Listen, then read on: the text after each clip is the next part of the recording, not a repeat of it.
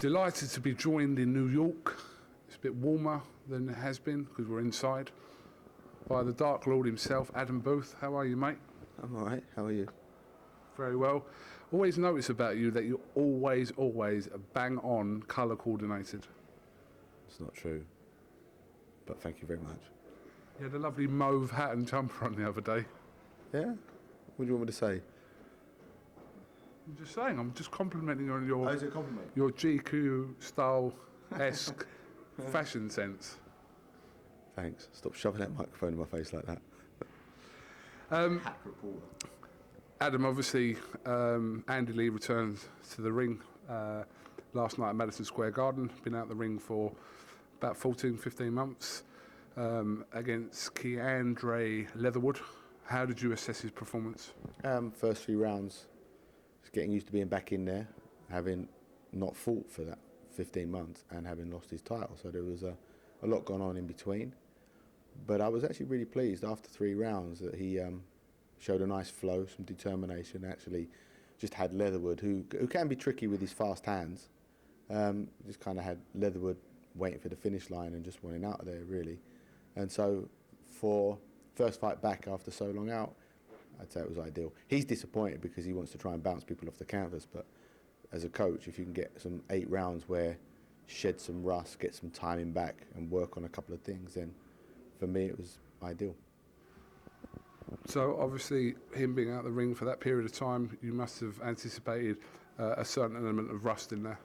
Yeah, but it wasn't really too bad. I mean, and his natural style is to be quite deliberate and cautious and not be reckless. So it was always going to be a little bit more exaggerated with him because he just doesn't wade in with mindless shots. But of course, it's only natural, right? Fighters need to be active. Come on to Andy Lee in a sec again. Just rewind a little bit to Friday night here in New York. We saw the pro debut of Irishman Michael Conlan. It was quite an event. I'm sure anyone who was there would appreciate that. But what did you make of the whole sort of, well, euphoria, if you like, around Michael Conlan here in New York? I actually bought tickets for that. I couldn't get hold of any, so I bought tickets, overpriced, yeah, but I bought tickets and I was like slap in the middle of everyone. And it's kind of like a sure bet, isn't it? St. Paddy's Day in New York with an Olympian that's caused a bit of a stir as well. So it made sense, and it was monumental success as a promotion. Atmosphere was great. The fights weren't really so competitive, but it was the atmosphere and the Irish that made it so spectacular. And it was. I actually got carried away with it a couple of times. I had to remind myself of where I was at.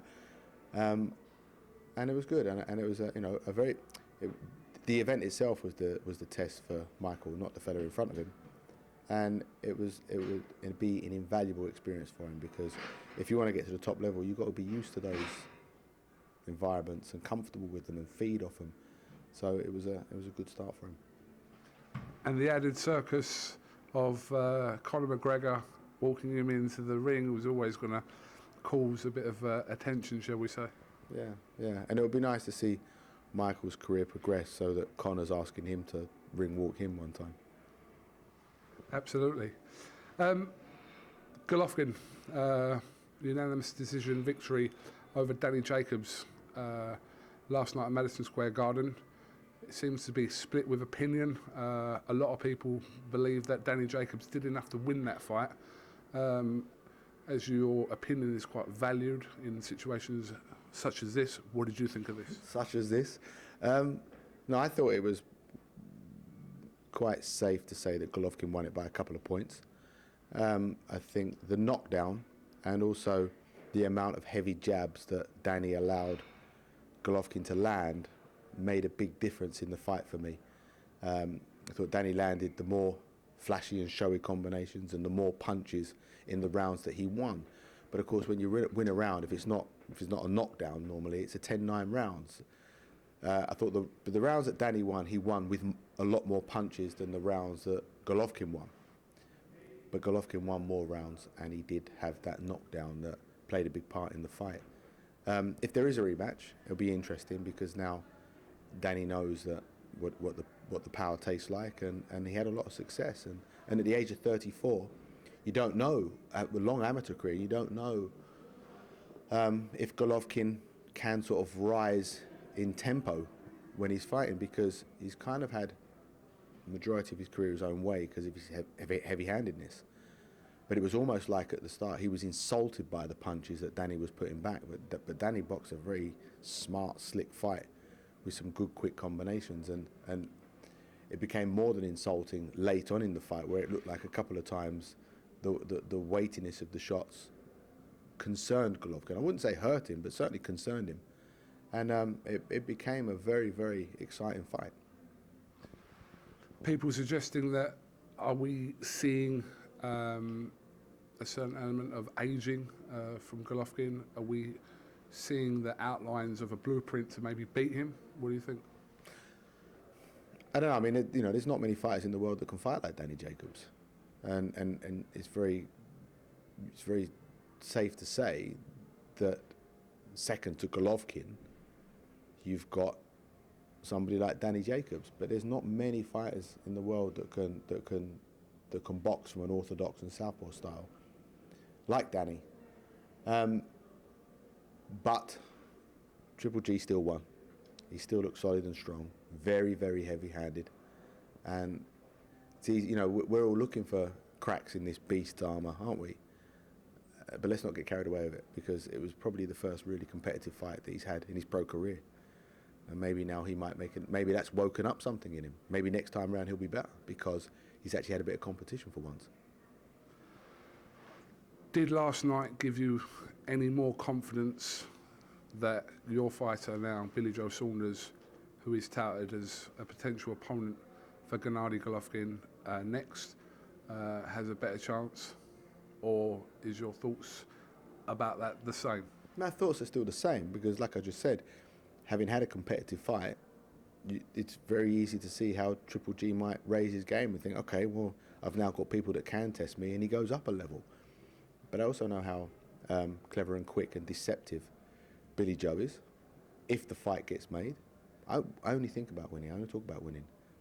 And if the fight gets made, we will look at how that fight gets won.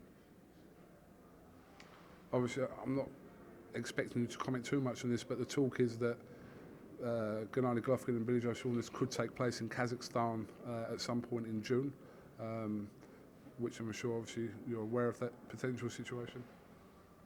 Yes? Finish your question, or at least come up with one. Yeah, so is that the likely scenario, or the best case scenario for you, for Billy Joe next?